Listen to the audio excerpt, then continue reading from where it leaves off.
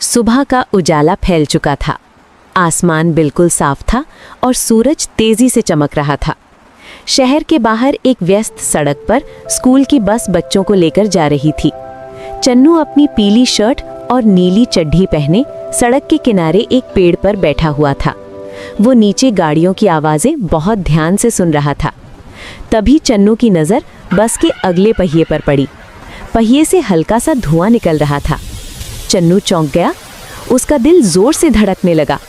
वो फौरन पेड़ से नीचे कूदा और बस के आगे दौड़ने लगा। चन्नू जोर जोर से हाथ हिलाने लगा। रुको रुको, बस में कुछ गड़बड़ है। ड्राइवर ने शीशे में देखा।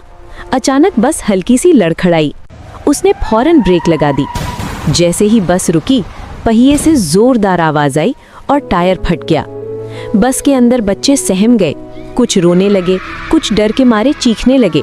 चन्नू बस के पास खड़ा रहा। वो इशारों से बच्चों को तसल्ली देता रहा। टीचर बस से उतरी और बोली, अगर ये बंदर हमें ना रोकता तो बहुत बड़ा हादसा हो सकता था। लोग वहां जमा हो गए। सब हैरानी से चन्नू की तरफ देखने लगे। चन्नू मुस्कुराया और हल्के से सिर हिला दिया।